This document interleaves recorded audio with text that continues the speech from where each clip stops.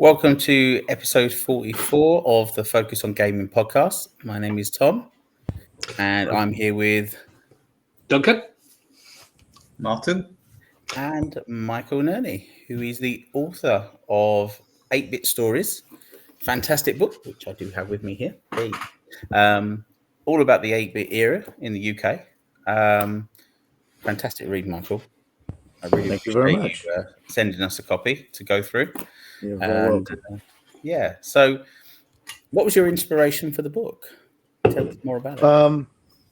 Well, I've always had an unhealthy appetite and interest in computing, even from a very young age.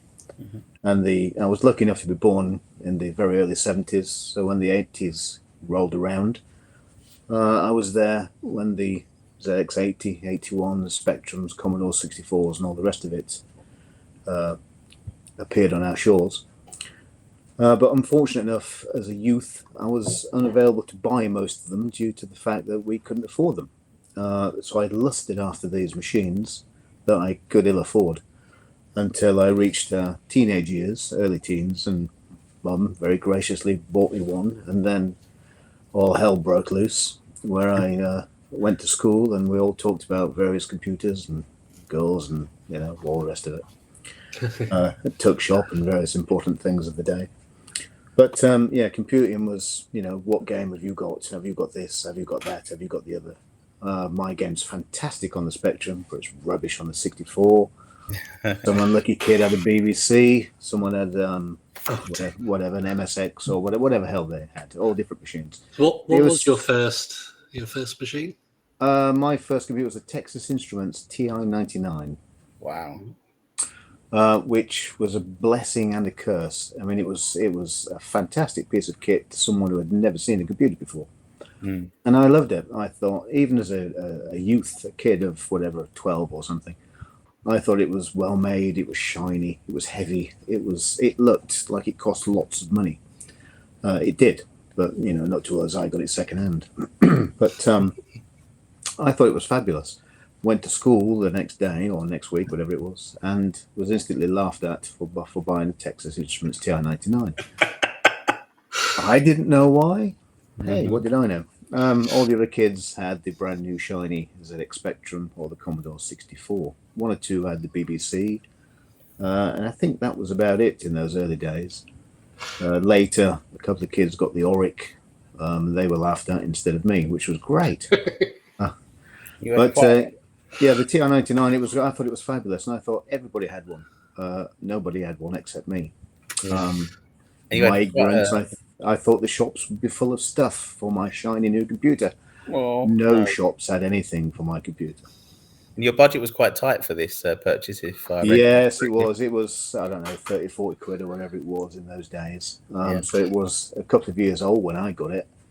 And the chap selling it said at the time, I can't get software for it. And I thought, don't be silly. You can just go to the shop and get some.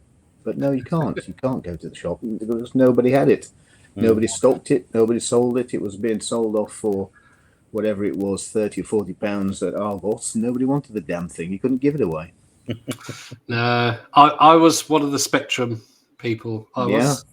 Tom was one of the... Amstradites. Amstrad. See, that was later. That was a couple of years later in the future. Yeah. Martin, you got a question? Yeah.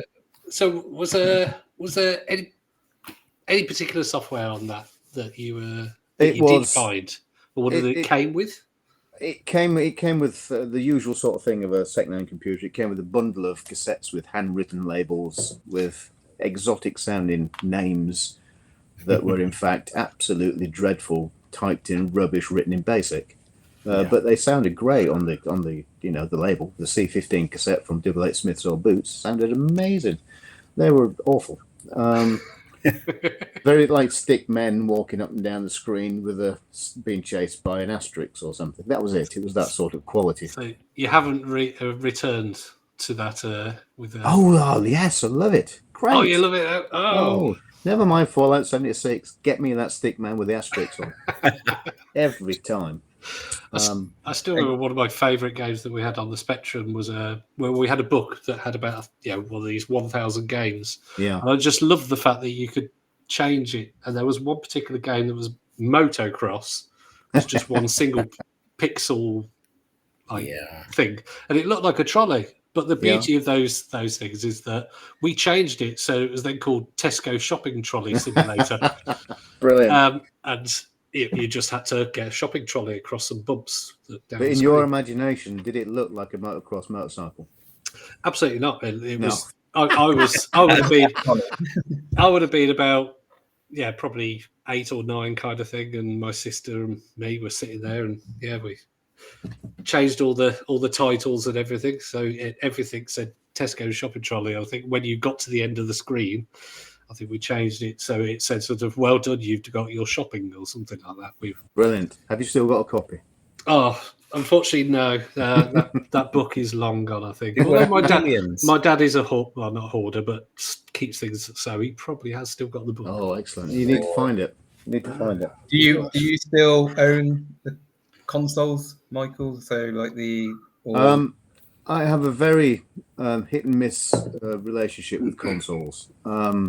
My first experience of a console was the Atari VCS 2600 that my friend had down the road, and he had probably 6 games or something. One of them was Spider-Man. One was the Star Wars thing with the walkers, Empire Strikes Back, and a couple of other horrible square things that made no sense. But the Star Wars one I really liked. I thought it was great. The Spider-Man one was a dreadful blocky mess, like you were controlling a Lego man. And the other 2 or 3, I don't remember what they were. They were awful. So I found myself borrowing this console for a week, playing Star Wars for a week, and then giving it back because I couldn't do anything with it except play Star Wars, which was great. But I wanted to do other things. I wanted to, play with the sound. I wanted to make the screen flash colours and write naughty words on the screen, as every kid does. You can't do that with a console. So I lost interest really very quickly in the Atari 2600, and I never touched a console again until probably the Saturn. Oh wow! So quite a long time. Yeah. Which no one could do anything with. I was going to say, so you had the Texas Instruments, and then for console in age is the Saturn. You thought you were cursed, I think. Yeah, consoles never, and I've got the Saturn by accident. I actually went to buy a Dreamcast to play. I can't remember what game it was. I saw something. I thought that looks great. I'm going to go get that, and I bought the wrong machine. So I came back with a Saturn, which was rubbish. But having said that, it wasn't as bad as I thought it was at the time. There was very little software for it when it first came out. It was expensive and didn't do what I wanted it to do, so I got rid of it.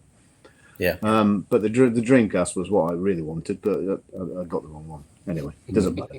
Do you own or have a collection of 8-bit machines now, or 8-bit games? I have a loft full of computers, not hard drives, disk drives, wafer drives, tape drives, all kinds of wonderful things, printers, plotters, graphics pads, joysticks, bags full of joysticks, horrible things that creak and groan when you move them. And they're all wonderful in their own special I hope you flagged your loft. In the loft, did you say? In the loft. Imagine Indiana Jones, the end of the film. That's my loft. Yeah. It's full of Are you constantly recapping because the cold air is destroying him? Yeah, I'm constantly recapping and doing video mods and trying to get better quality output out of them. The days are long gone of tuning to the spare channel on your TV to get a reception. Yeah. Fortunately. I've actually been spending the last week researching the cables to link the Amstrad CPC 464 to my 4K TV. Yeah. Because no SCART connections any longer. Yeah. And what a saga. It's unbelievable. Oh, is it? Yeah. So that's something that I'm still looking into, and maybe I can create my own. So So what was your favorite story in the book? What was the thing that stands out for you? Oh goodness. I mean, annoyingly, I go to quite a lot of shows, and I meet lots and lots of people, and lots of very interesting people that I've never heard of and sit and chat to them at the bar usually, and we chat about all kinds of things. And I love it. I love chatting to people and hearing all the interesting things. You know, why was the Commodore 64 brown? Why was the Spectrum black? Why do the keyboards so crap on the Spectrum? And all the rest of it. Why is every color brown on a Commodore 64? And all that sort of thing. And people tell me all kinds of things. And inevitably, after a few beers, the stories get a little bit juicy.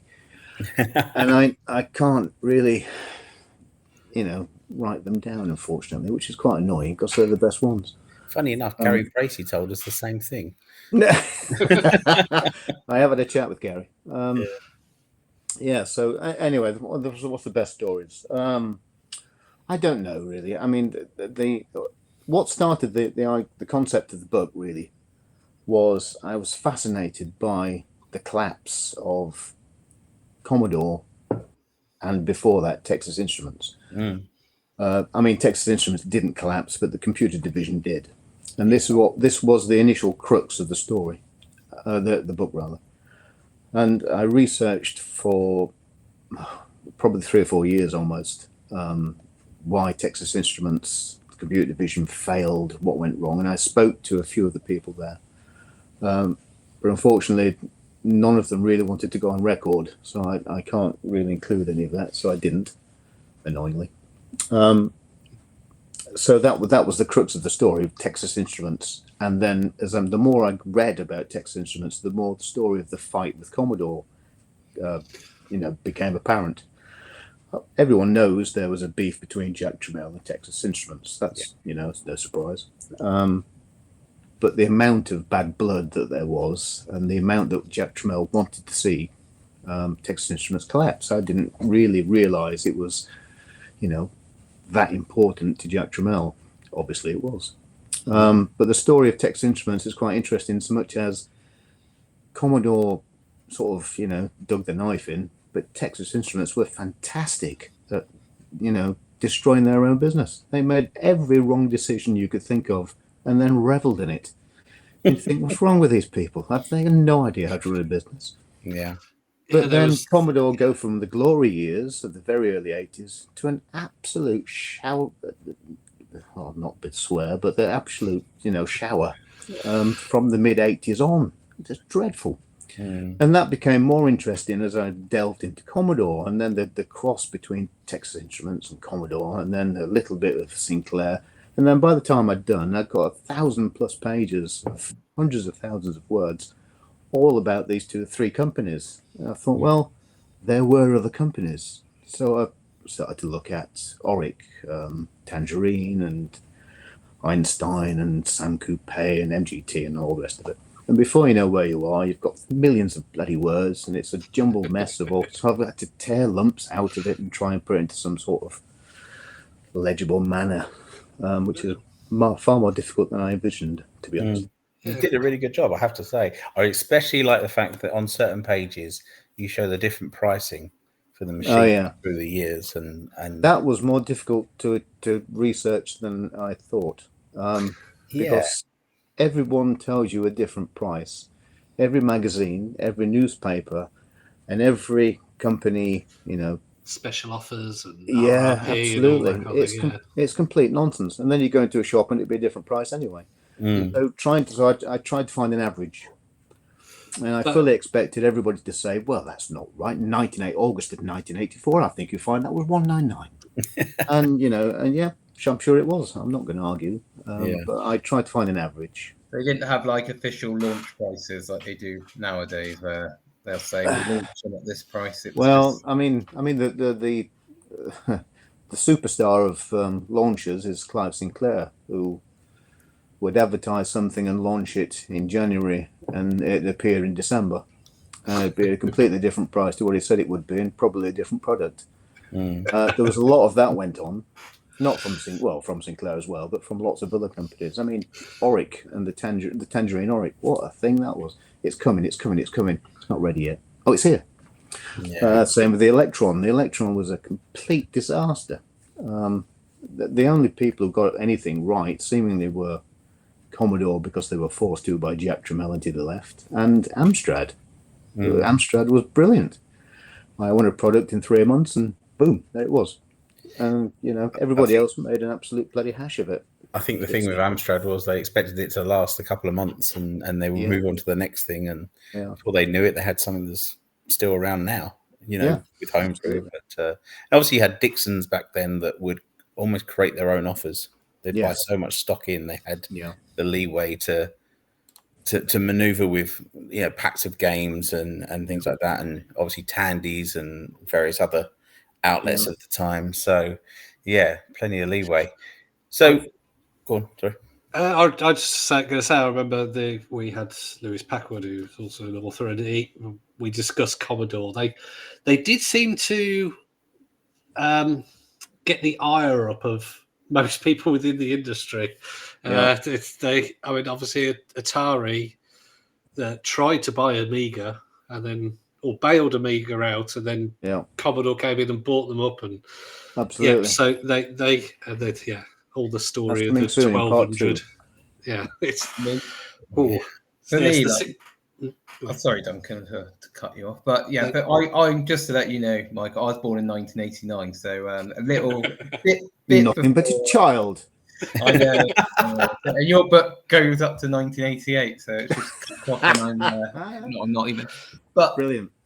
Throughout my lifetime, there's always been there was Sega initially, but it's been Nintendo, Sony, and now Microsoft. Yeah. But I was surprised looking at your book how many there were in the 80s, and none of them seem to be there anymore. So it must have been quite volatile.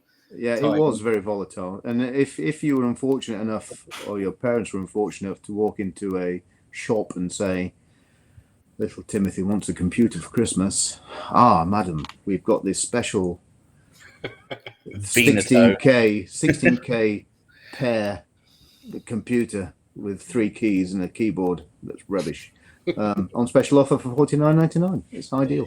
And that's what people bought because they didn't know any better. So you ended up with a market full of rubbish, which is what we had. Yeah, I guess today it's a lot easier for parents, isn't it? Because it is. Well, yeah, I mean, there's a lot less. I mean, in some ways, there's so little selection now. You either buy a PlayStation or you buy an Xbox. That's it, or a Nintendo. That's it. There is no more selection. Back in olden days, the black and white days, you could pick 10 machines, but only one, perhaps 2, would be successful and still on sale in 12 months' time, or 2 years' time, or 3 years' time. But you don't know which one. So you have to choose. And if you get it wrong, you have to buy another. But wasn't it a fascinating time to be able to walk into magic? A newly opened. I used to live in Crewe in Cheshire, and there was a game shop there, and it was stacked to the ceiling with cassettes and discs, and you just look at the artwork and then the screenshots with the graphics and go, that's amazing, I'm buying that one. And today I look at that now and I think that game shop was amazing, and I think of game shops now and they don't even compare, not even close. No, same with the magazines as well. The magic's gone, hasn't it? Yeah, completely. So would you say that you are, obviously we haven't really touched on actual games yet, but would you say you're mostly a fan of the hardware, the software, or is it like we have discussed before, there's the stories behind the hardware, which is what grabs you the most? To be honest, all of it. But my passion is, I suppose, has developed over the years into hardware. Which machine has the fastest CPU, which has got the best graphics, which has got the most memory. What does memory mean? What about video memory? Do I need more video memory or less? Is it better to have more main RAM? Do I need a faster disk drive or a bigger disk drive? And all this sort of thing. And it was that sort of thing that led to so many arguments at school. Then when I left school and went to college, we had still the same arguments. But it was Atari and ST then. Things had moved on. But it was the same arguments. It was the arguments about things we had no idea. I had no concept about what RAM was or a CPU. I didn't know what a CPU was. All I've got is a black plastic keyboard that you plug some wires in and the TV turns blue. I don't know what it does. It was fantastic. Type a few words and it says error. It's great. Back in those days, it was more, you could talk in terms of colours, Yes. or how many sprites it could have on screen, how much text it could remember. Yeah. Whereas as soon as it got to, that's 50 million colours, everyone went, yeah, I don't really care. No, it doesn't. It becomes, it's arbitrary. It doesn't matter anymore. It's just a number. It's and on the bit ratio just teraflops. appears. Yeah. You don't have 8-bit, 16-bit, 128-bit, 64-bit. That's all gone now. Yeah, absolutely. It doesn't mean anything anymore. Yeah. But if you go back in time to when we were, buying machines and things, it was, you had to know your stuff, or at least think you knew your stuff. So you had to read. You'd have to read, CVG or whatever's, whichever magazine was your favorite magazine to get information, as that was the only place you could get information. Yeah. There may be something on BBC One at 5 o'clock that tells you something about the latest, Pac-Man game, but invariably it'd be rubbish. So you didn't learn anything. So you had to buy a magazine, and the magazines were so flaky, dreadful things. They would either give you an incredibly boring synopsis of this machine that you've bought, some detailed characters and how big the ROM is, and the baud rate of the cassette, and you think, that means nothing to me. What the hell does that mean? Can it play, Spy Hunter? Will it run Elite? That's all I need to know. And then you go to school and you get berated for buying an Acorn Electron or whatever it is you've just bought. I remember Tomorrow's World showing a demo of the Acorn, I think it was, and how it could play Space Invaders or a version of Space Invaders as it was. And there was something in the press where there was a mad rush. I think it was in the Sun. There was a mad rush after it had been aired on Tomorrow's World. Yeah. And Dixon had run out of stock. Yeah. But it shows the newspaper. It shows sort of how primitive times were back then. Yeah. You didn't have the internet. You didn't have specialist programs on TV. You didn't have YouTube or any of that sort of stuff. So the only place you got your information was either on the BBC News, if it ran an article on something, Clive Sinclair's been a punch up in a pub, or Commodore have fluffed the latest delivery and you'll have to wait for your VIC-20 for 6 months or whatever it was. I've now just got Clive Sinclair and a fight in a pub in my head. That's only funny if you remember Clive Sinclair. Yeah, if you're a certain age, they'll be chuckling at that, I suppose. So I think God's software. What games? My fascination with games started on the TI-99. When you got exotic names of things which bore no resemblance to what eventually popped up on screen. Then I moved to Sinclair Spectrum, and the Sinclair Spectrum was equally guilty of having fantastic artwork of, a swooping spaceship in a galaxy of whatever. You put the game in and it's just some dots with a triangle or something, and you think, what's going on here? It's rubbish. But obviously things moved on. But my fascination with games came from the outright lie that was on the cassette cover, the fictitious artwork which was there to make you buy it, and often had no resemblance to what the game was at all. I remember buying games and thinking, I don't remember what title it was now, but I bought something and I thought, this is a shooting game, but it wasn't. It was an adventure game. But anyway, it doesn't matter. But in those days, you had to rely on the cassette cover to tell you the information about, is this game any good? So you're listening to or reading the manufacturer's spiel about how good this title is to make a decision whether to spend your pocket money. That might be the only game you buy for a week or a month, and you're only judging it on that cover. There's some artwork, some dodgy artwork, and some rubbish writing. Am I going to buy this game? And it's crap. Centipede comes to mind. It's very much like things like Barbarian, wasn't it? Barbarian. And it had the big strong man with the sword and the woman pouring all over him. Come on now, Maria Whittaker. And obviously, Barbarian was an okay game for the time. It was. But it certainly didn't look like that. No. I mean, you can look at things like, the conversation on games. It started with the TI, move on to the Spectrum. And as soon as I got a Spectrum, then you get the gangs of kids at school. We're Spectrum kids, we're Commodore kids, we've got a BBC. The three people in the corner. And that's when you sort of arguments about games and things. Have you got this? Have you got that? Have you got, the other Jet Set Willy, Manic Miner, Jetpack, and all the rest of it? And then you start talking about, yeah, but on my computer, on my version, is a blue character. Oh, my version is a yellow colours, character. not 8. Yeah, is it though?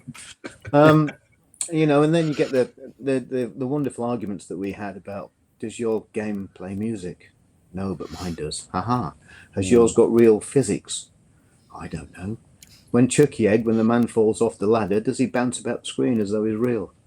Is a man in a hen house with a big hat. None of it's real. What the hell are you talking about? I have many of these arguments between Amstrad and Spectrum owner, or maybe in the Amstrad owner and everyone else owning Spectrums. So I lost most times. But you had different arguments nowadays. Yeah. Now it's all about frames per second. People argue about. Yeah.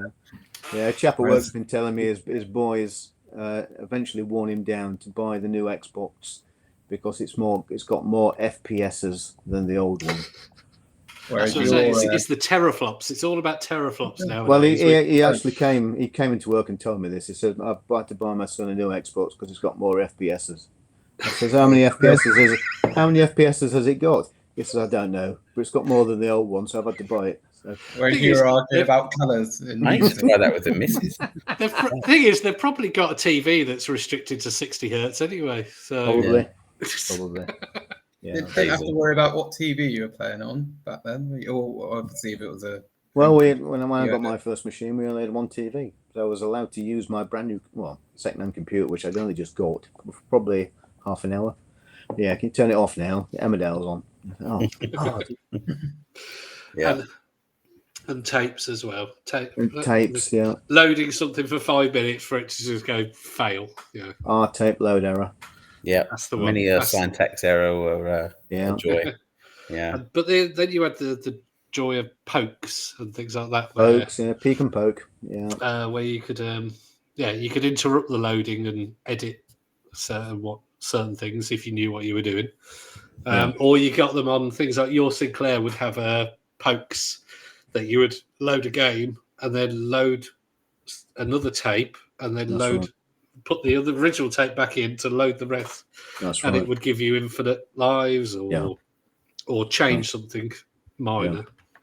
Who has the patience for that now? Can you imagine?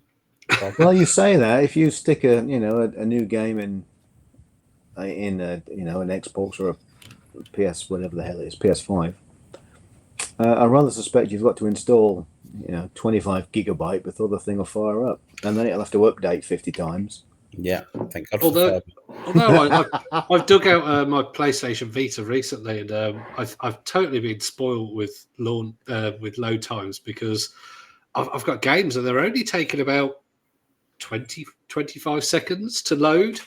Luxury. But I'm sitting there going, "Come on, what's is it broken? Is it?" But then, so how 8-year-old me coped with loading games for 5 minutes? We didn't know any better back then, did we? No, we didn't. That was our first exposure to very slow loading games. So that's why he's got no body hair. Self-harming while he's loading things. I used to load things and then go read a magazine while it loaded. Well, yeah. One of the things that fascinated me in the book is to see how many of the chipsets in the machines were underclocked. Yeah. And just how much there was to unlock in those machines, given the right circumstances and the right bits installed. So, yeah, you've kind of opened up a little bit of a can of worms for me on this one. So, I need to look into this a little bit more because I did have a chat with Dave Haney at a show many years ago, and I did ask him, what's the fastest you got the 6502 or the whatever it was, the C64 chip to run at?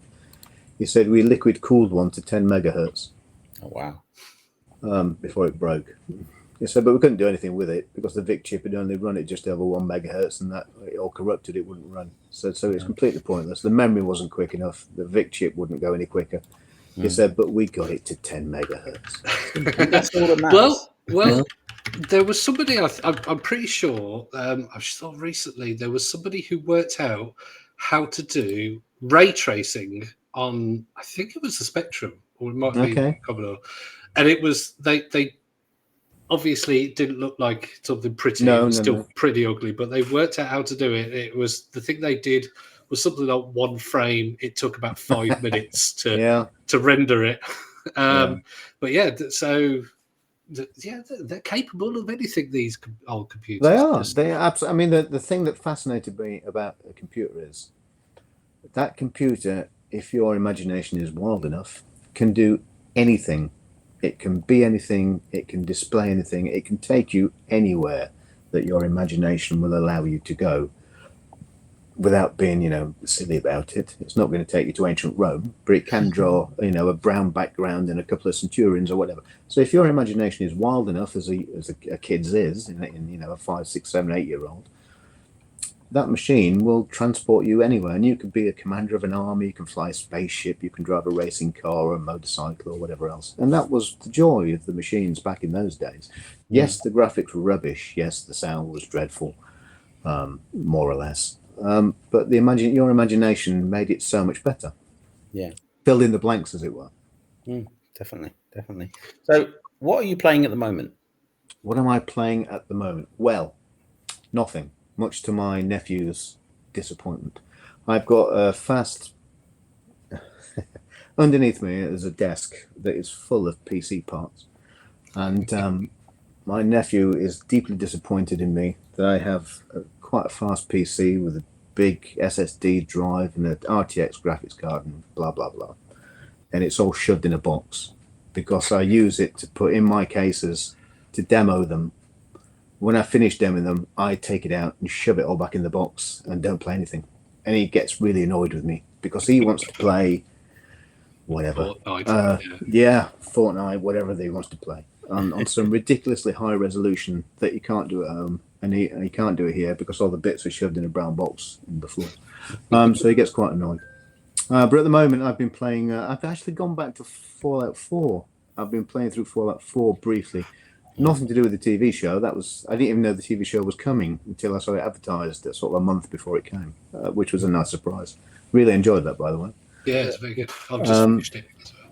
Yeah, it's good. Yeah, it's very good. I've been messing about with Fallout 4, which I've played before. And I did download Fallout 76, which was, an unmitigated disaster on launch. But it's supposedly all right now. Yeah, it is. I think it's one of these ones that's good with friends, I think, as well. Yeah. Just I need to find some friends first. Well, see your friends, Duncan. I mean, because I was brought up in the old days, I do like weird stuff. You can't get any weirder than some of the Sinclair Spectrum games, which were made by kids in their bedroom. Fat Worm Blazer Sparky or all that sort of nonsense. It's ridiculous. Ridiculous names that make no sense. Jet Set Willy. I mean, come on. But all that sort of stuff. Willy. So I like to go on Steam and look for the weird stuff that's, free alpha and all this sort of stuff, or demo or whatever. So I do download quite a lot of things, play it for 5 minutes and get rid of it. But I do like things like the Stanley Parable and oh god, that was hilarious. Yeah, so funny. Nothing happens. But it's so funny. I love it. I thought it was great. Do you follow instructions or do you not follow instructions? No, never. It's the first. Well, no. I the first thing I did was turn right when he said left. I got my wife to play it, and she just went. I got my wife to play it with my stepson playing it, and so he just looked at the right hand door at the very start, and she went, "What are you doing?" It said go left, and she just couldn't. She's not a gamer, so she was just like, "Oh, what?" It freaked her out that he was doing things that he shouldn't do. But exactly. I mean, my wife the same. If something says go left, then there's no question. You go left. Instinctively, I will say, yeah, but what's right? Yes. I want to know what's over there. There's got to be a secret. There's got to be... what don't they want you to know? Usually nothing. There's another one that's similar that breaks the fourth wall. Is There Is No Game. Have you I don't know that. It's on mobile and I think and PC, but it's one that says this isn't a game. Don't click on the screen, and so you click on the screen and it says, "Oh, well, you clicked on the screen." And it was done similar to Stanley Parable, where it was like a game jam thing, I think, and they've made a full game out of it, and it's brilliant. highly recommend you look that up if No, you like that I kind of thing. I will. Thank you. I think it's called There Is No Game. Okay. Or something similar to that. Yeah, But well, very good. I mean, things like that, weird things. I love weird things, and that, as I say, it goes back to the early Spectrum days. The weird stuff that was on there. That's, it's. I don't know what people were smoking back then, but it was some good stuff. Did you Did you like go to arcades? Infrequently. Okay, so you're on holidays and things. Yeah, I go to the arcade and play Outrun and Hang On and all that sort of stuff. Quartet and all that. Later Quartet came later, but yeah, I used to go into the arcades. Yeah, and I was always surprised how good the arcades were and how detailed the graphics were. And then I'd go home and think, right, I need to buy whatever I just played. You go to the shop and get it, and it's some horrible splodges on the screen that bears very little resemblance to what you saw in the arcades. So I was generally disappointed. So I didn't buy very many arcade because like you had like Space Invaders, that was like arcade, wasn't it? Yeah, Space Invaders. Yeah, you could get that. Well, that was a challenge of computers and consoles back in the very early 80s, late 70s, really, was to do a passable copy of Space Invaders. Some did better than others. I mean, you've got all kinds of weird and wonderful machines that came along that were better than the Atari VCS, but yet the Atari VCS sold all the copies and made all the money, whereas all the other machines failed. In a sensible person's world, the best machine should win, but that doesn't necessarily happen. And even in the 1980s with the 8-bit machines, the better machines didn't win. They didn't, I mean, if you look at the Sam Coupe, it was a fantastically clever machine, great graphics, great sound, all the rest of it. Came out too late. No one ever bought one. The company went bankrupt just after release. And that was the end of that, pretty much. Then you've got Sinclair selling his posh calculator that can do 8 colours and make bleepy noises. But yet he'll sell 5-6 million of them. And you think, yes, but the other machines were better than that. Or you could argue the Auric, it wasn't, but that came out. It was price for price, the same machine. The guys who worked at Sinclair made it, so it should have been better. Was it better? No. So they didn't last very long either. But the best machine didn't always win, unfortunately. So when researching the book and whatnot, did you get to meet any heroes or people that maybe became heroes? I've met quite a few. I've met quite a lot of not a lot. I've met a few of the old Commodore staff, purely because I used to go to, I still do. I go to more Commodore shows than anything else. I'm an old Commodore guy. I love the 64 and the Amiga. So I used to go to Amiga shows and they'd meet the Commodore guys. So I've spoken to quite a few of the Commodore engineers, and it's always interesting to have a beer and chat about what could have been, should have been, and was meant to happen, but didn't. That's always quite interesting. Any plans for another book? Yes, I am currently. I've revised 8-bit stories again because I can't leave anything alone. I noticed a few spelling mistakes and a few grammar errors and little bits and a few photos that really weren't quite as good as what I wanted. So I've been back through it and tweaked it, moved stuff about. So it's now, I hope, a better read than it was before. So you're more than welcome. A remastered version of the. Yeah, and in 6 months I'll probably do it again because that's the sort of person I am. So if you want another copy, let me know and I'll fire one over, or 3. So I can't leave well alone, and it does annoy me when I'd like it to be perfect. It's never going to be perfect, grammatically perfect, spelling perfect, the paragraphs in perfect symmetry. It will never be any of those things. Yeah. But in my mind, I'd like it to be that. So I'll flick through it every so often and think, oh, Mr. Comma. And then, go in and alter it. But there was quite a few mistakes in the earlier books. So I've gone back through it and tweaked those. So it's a better read now. But yes, as for another book, I've written the base manuscript for 16-bit stories, where I talk about sort of it overlaps. So it's from 1985, the inception of the Atari ST, which was started before Jack Tramiel left Commodore and joined Atari. And then it talks about the birth of the Amiga, the Lorraine, which was 1984. It was all being developed and designed in 83, and how that came to be, and how Commodore purchased it and nearly bankrupted the company. And how that all flows into then the 8 bits and how the 16 bits were coming, and all the screenshots on the games you bought in the late 80s. You'd have, the shiny new Batman game. You think, oh, it looks great, but it's an Amiga picture. And you're buying it on the Spectrum. You think that's not right, but hey ho. And all that sort of thing. So I've written the foundations for it. I've split it into chapters. It's all very rough and ready at the moment, so I will be chopping that about and going through it. I need to put photos in it and interviews and things. I've got quite a few interviews lined up, and quite a few recorded, so I need to type those up. So perhaps the end of this year, beginning of next, there will be exciting. And do you think you'll move through the different eras? Yes, I plan to do a full Douglas Adams inspired trilogy in 5 parts. So there'll be 32-bit era, which will be probably PC, I guess. Yeah. I won't do consoles because I don't know enough about them. Because I never really got involved with them. You did get Saturn though. That was 32-bit. I did get a Saturn. You could have a special mention. What about the Amiga console as well? The CD32. The CD32. Yeah, I did have a CD. I did buy a brand new CD32. Yeah. That was a waste of money. But, and for a week, I thought it was great.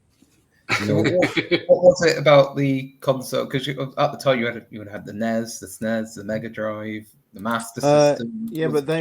The thing, what annoyed me more than anything else, the consoles are great. Nothing against the consoles. I didn't like spending £30 or £40 on a game for it to be rubbish, and that was always in the back of my mind. I could stomach spending £1.99 on Kickstart and that being rubbish.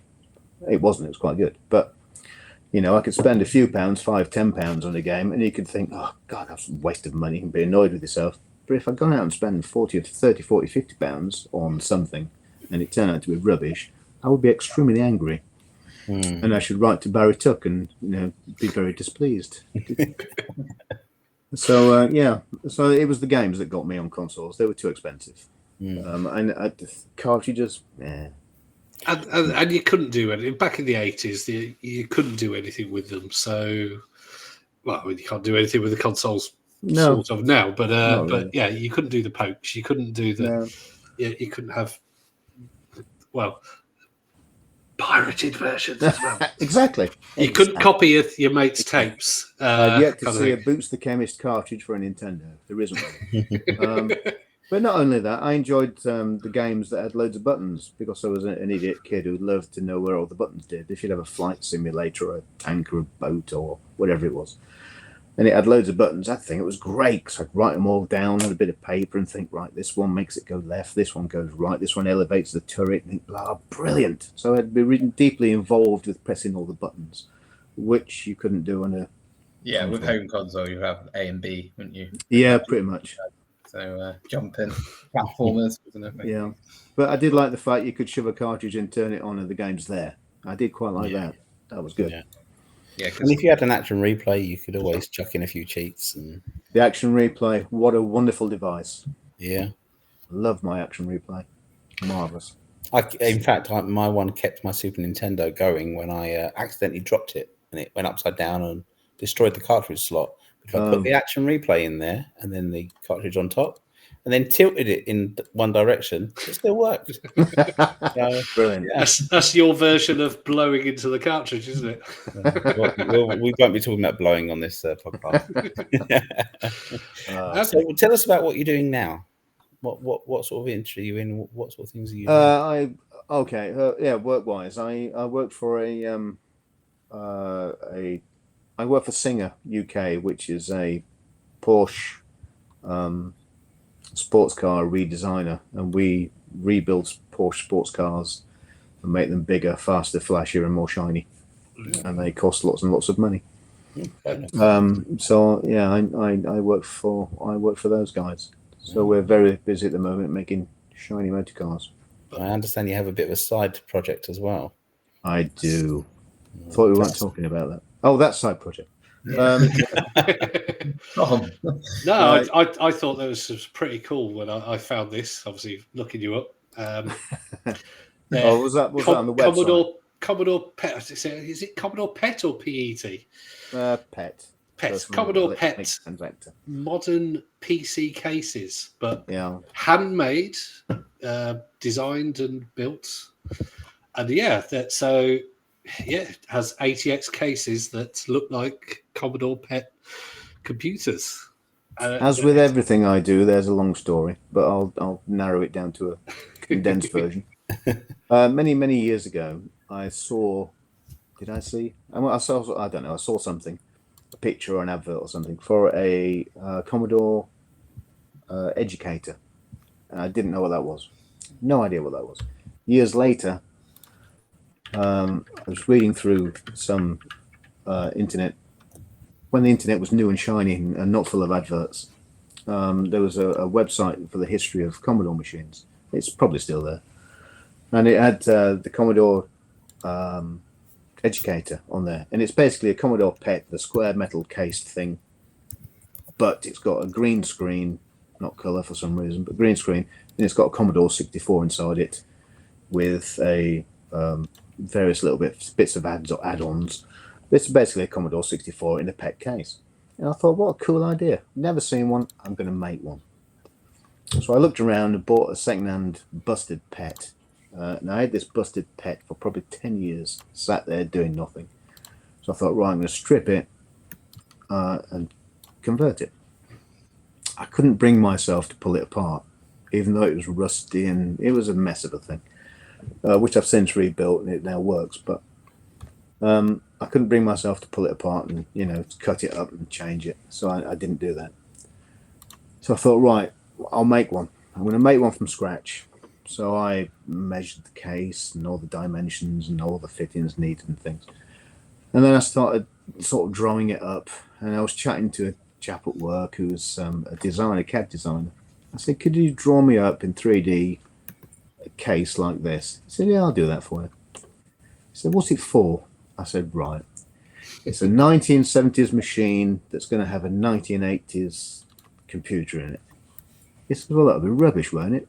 I said, well, yeah. He said, well, you put a new one in it. I thought, a new one? Yeah, so I went and thought about that for a while. And then I discounted that and I instantly thought, right, I'm going to put an Amiga in it. So I thought, right, I'm going to put an Amiga 500 in it because that's the most common. It's the cheapest. It's the one that's got most of the bits that people plug into, and it's the most common machine you'll find. People have got motherboards scattered about in sheds and lofts and things. So they won't mind shoving one in a case. So we worked it all out, got all the dimensions and all the sizes and blah, blah, blah. And then as luck would have it, the Amiga 500 keyboard is within a couple of millimeters exactly the same size as a modern PC keyboard. So a full PC-sized keyboard is an Amiga 500 keyboard, dimensionally, more or less, with the arrow keys and keypad on. So whilst we did that, I said, oh, look, just make the slot a bit wider, so if I want to, I can put a PC keyboard in it. And then it sort of evolved from that to put in ATX, AT, mini AT, different size power packs. Then it became, well, it needs to be a 4:3 screen. You can't get 4:3 screens anymore. I spent thousands of hours trying to find a 4:3 screen. Did find a 4:3 screen eventually, imported them from China, and they're awful. But I now had a box full, so I thought I'm going to put one in. So I put one in, advertised it for sale. Someone bought it straight away. I thought, oh, I'll make another. Did another. That went straight away. And then I took two to a show in a floodlit, strip light lit room, big room, and the reflection from the lights on the screens was awful. I didn't like it. It's all pasty and horrible. I thought, oh, I don't like that at all. I'm going to put an IPS 4K high resolution screen in there so you can see what the hell you're doing. Which meant redesigning most of it all over again. So we did that over the winter. So now I have cases with touch screens, 1080p and 4K coming along, which I'll be demoing in a month. So I'm putting myself under pressure as usual to get it done, which I like to do. Excellent. And then I'll moan about it. No, they look fantastic. I've put a picture of them up on the screen, the video, for those that want to see. The only downside. On the website. Oh, thank you. Sorry to interrupt. The only downside about making bespoke things is it costs so much money. It's ridiculous. Having bespoke metalwork made, cut, shaped, folded, painted, it costs a fortune. I worked it all out sort of 5 years ago when I was toying this idea, and I thought, right, okay, £60 for this, £65, £50 for that, £75, blah blah blah, and I added it all up, and I came to a figure of something like £399. I thought, if I can get £399, that's good. I'll right, okay. Then I didn't do anything with the project for about a year, so I was too busy at work. A year later, priced it all up again. It'd gone up £100. Okay. Then the pandemic hit. Okay. Then just after the pandemic, I started making another two. So I priced it all up again. It'd gone up another £100. So now everything cost me. What the 300 quid I thought it was now getting on for nearly 600. And then Liz Truss happened. And then Liz Truss. You can trust Truss. No, you can't. No, you can't. Yeah. So, but. Oh no! I mean, it does say. I should probably say that it does say sold out currently, but MVT. Where are they? Where MVTcomputers.com. We'll put the links in the show notes as well. But, link in the show notes. Michael, feel free to make an Amstrad Mini, please. We'll. There is a link to quite necessary. The book there as well. There is, and guys, if. Just for our listeners, it is a fantastic insight into 80s 8-bit and insights into all the machines, companies, some of the stories and the technical side of things. So do go and purchase it and check it out. And we look forward to the next version. 16-bit. We'd love to have you back on to review the next one as well. Anytime. I am available to chat nonsense at any time. You're always welcome. Thank you. Excellent. Thank you so much for joining us. And been a pleasure. We'll catch up on the next edition. Okay. Thank you. Thank you. That was our interview there with Michael Nurney. So if you want to check out the pet cases, I think you were saying, Duncan. It's mbtcomputers.com, 8-bit stories. It's obviously the book. Will be, there's a link to the book on the website, but we will put it in the show notes. So, yeah. No, I really enjoyed that interview, considering a lot of it was prior to live. So no, really interesting. And do you feel like do you regret that you maybe missed out on that, or? Yeah, I mean, if I could go back, I would try and get my mum and dad to meet a bit earlier. But you weren't even a sperm in that era. I mean, that was pre-evolution. I know. What time miss out on? But you had the delight of being a small child when things like the Super Nintendo was, and then the Saturn and whatnot. That you got the Saturn and were really pleased with it. Yeah, and the N64. Yes, PlayStation 1. See, I was an adult when the PlayStation 1 came out, and so that made it less probably less sort of amazing. Yeah. Whereas the Spectrum, which if you look back at it now, it's not very many colours and everything. I've got a lot of rose-tinted spectacles with a lot of things from that era. So, what were the first consoles you both bought with your own money? Like job-wise? Oh, actually, handheld. It was Game Boy for me. Yeah. But if you're home console, I didn't buy a home console until the PlayStation 1. Mine was PlayStation 1, but mainly PlayStation 2. The PlayStation 2. Yeah, I mean, I had the PS2. That didn't work because I had the green screen DVD laser thing problem, and so I got a Dreamcast and then got a PS2 after that. Which by the time they'd sorted out the problems, so yours, Martin. probably a PS3 if it was from work. I bought consoles with birthday money. Like That's what I did with the Game Boy. That so was I just got the birthday original money. Xbox with my birthday money. Ah. I have one major regret with the Xbox original. What was the one that could play DVDs and you needed the remote control? That was the That original. was the Yeah. OG, yeah. Someone came into my work and wanted to sell his, and he offered all the games, the remote control, the whole setup, 2 controllers, whatever, and he wanted 20 quid for it. And I was like, and I turned it down. This was, I know, this is before I started really getting back into collecting at the time, and I turned it down. And this would have been when the Xbox was out.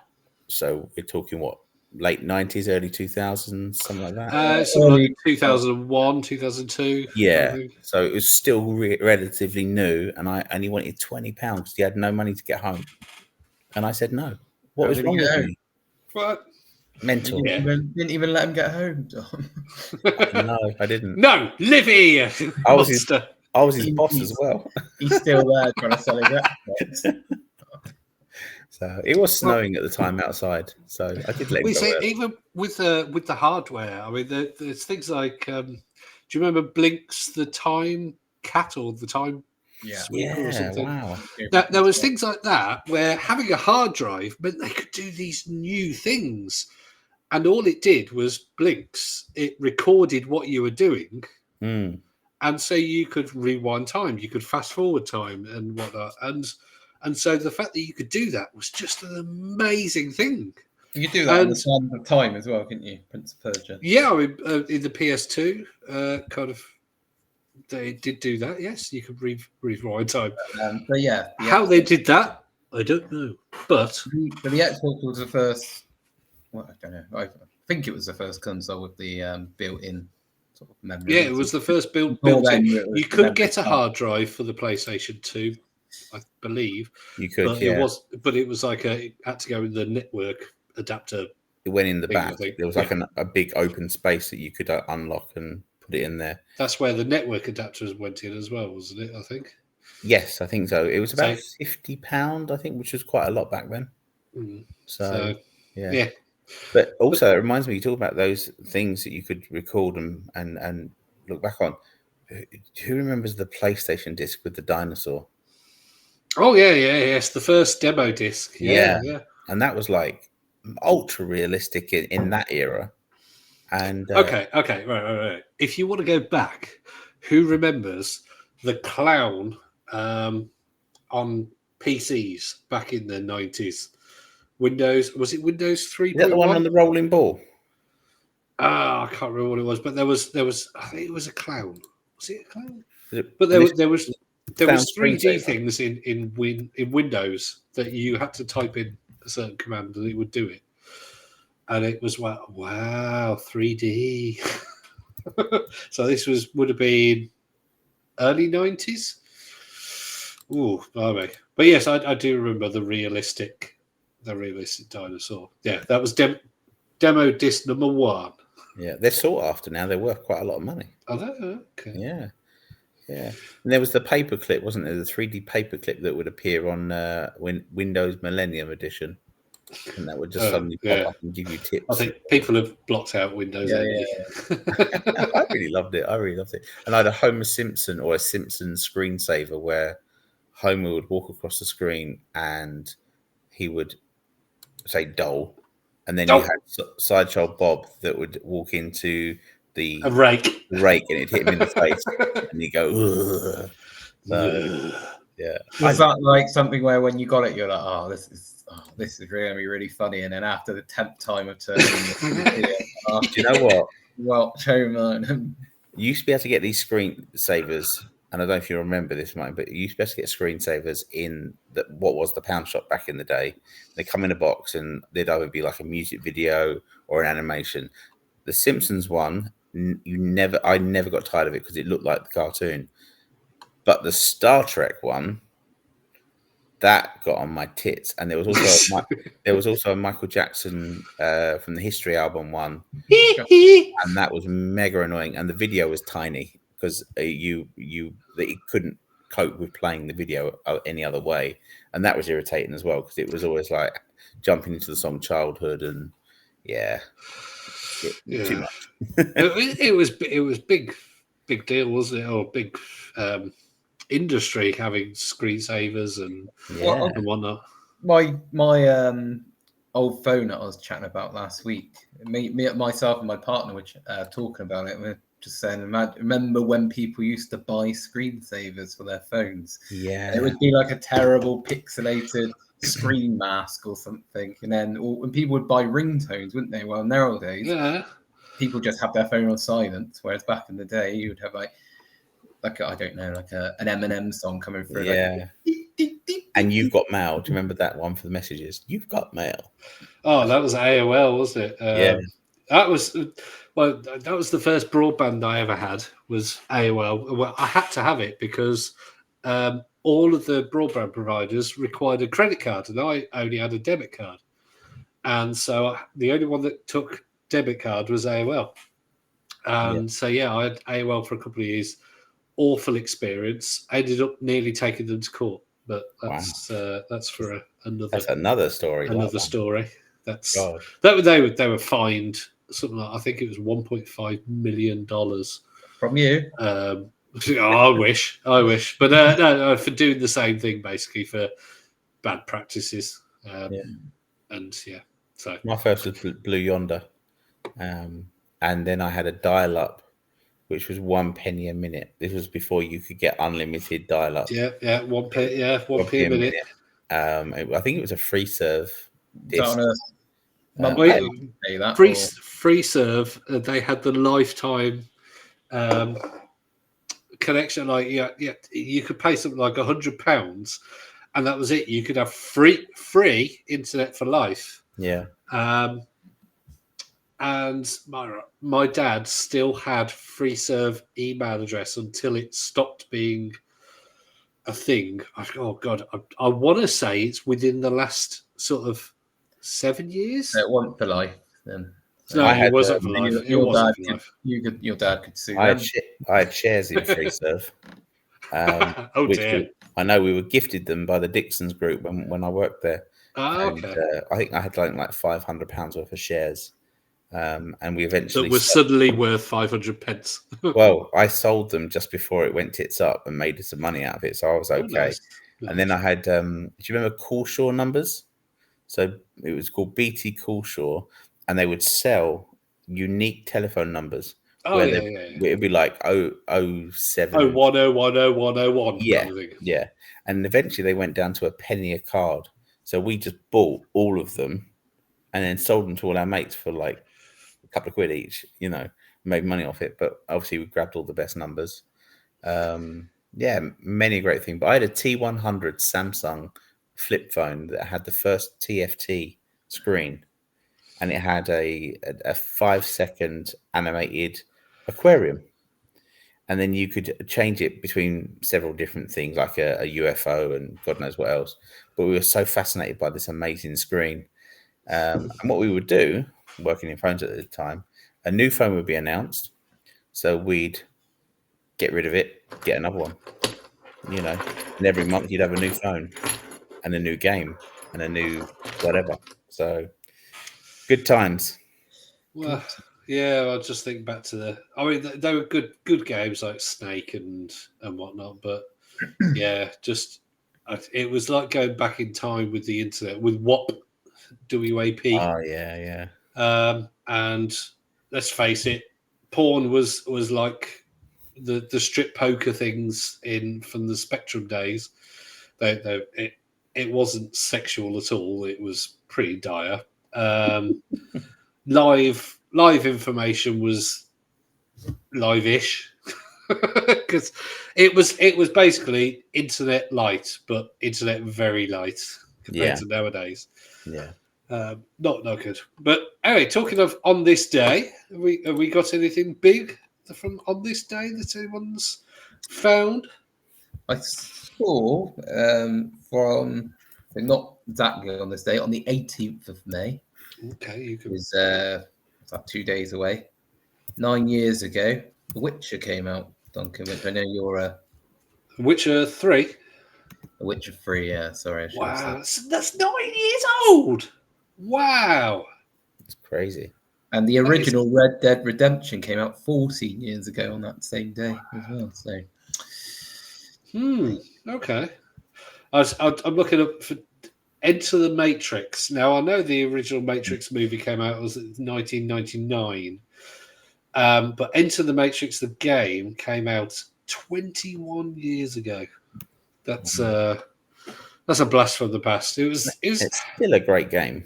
It was an okay game, but it was the only issue I had is that you would get it thinking you're going to be Neo, and then you end up in, I think it was or someone like that. You're just like, who are these nobodies I've got? It was very cinematic, wasn't it, for the time? For the time, you had the bullets amazing. in it with the the slow motion bullets, which I know Max Payne also did, didn't they? Sort of around the same sort of time when they did the slow motion bullets, which was quite impressive at the time. But oh yes, yeah, I like the game. Yeah, the only thing for me was that you weren't the main characters from the movie, which. Well, the other one that is actually even more surprising, 22 years old, that is still going very popular nowadays, is Final Fantasy XI. Now, granted, Final Fantasy XI from 22 years ago is nothing to do with the game that's out now. It's very much changed, but yeah, it's still going, still popular. Although Final Fantasy, I want to say 14 has probably overtaken it. I'm sure Final Fantasy 11 is still going, isn't it? I'm not wrong, am I? Please tell me I'm not wrong. Because Final Fantasy 14 is the main online, the online one. Is a massively, so it is still going. Yeah, still going. Platforms, PlayStation 2, Microsoft Windows, Xbox 360, and still going. There's a game here for a console that I've never heard of. Sharp A68000 or A68000. I don't know that one. Great machine. I don't know that one. Tom, do you know it? Yeah. Any good? You wouldn't let me down. It was good, actually. Yeah, it was good. So I was just trying to Google it, but X68000, I reckon. The game is called Flanix, the N-Force Fighter A144. So, now we talked about Breakout last week, in the last episode. Now that came out, but what we did talk about as well was on the same day, 23 years ago, was Crazy Taxi 2. Oh. Such a good game. Such a good game. This one will shock you. Star Wars Episode 1 Racer was released 2001, I'm going to guess. Was released 25 years ago. 25? Yeah. So that's when the film came out. The film was also 1999. Phantom Menace. Was that one? Yeah. Episode 1. Was that on the N64?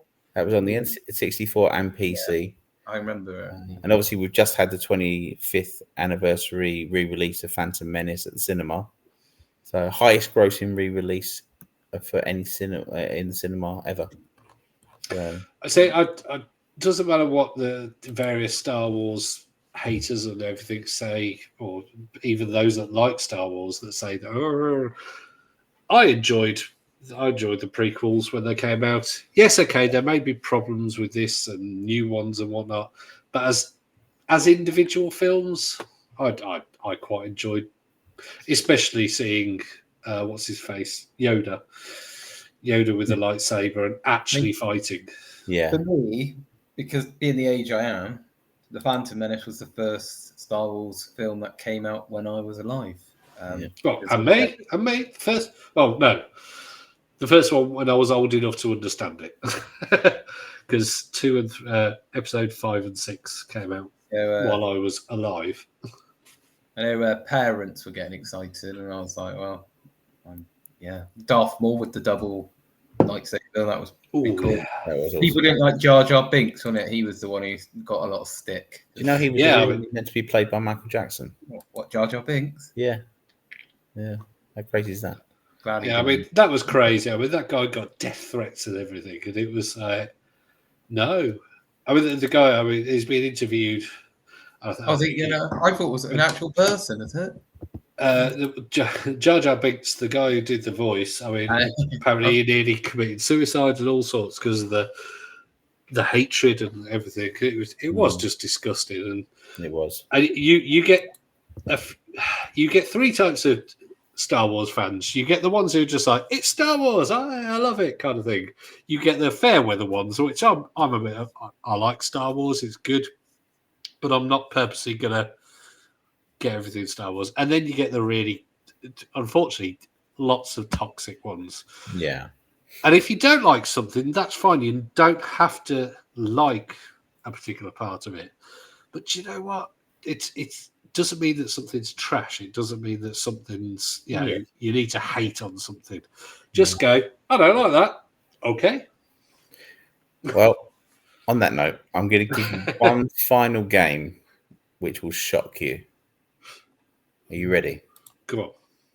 Wii Fit was released 16 years ago. Oh, blimey. I was in my 20s. Did you have the Wii Fit board? Nearly.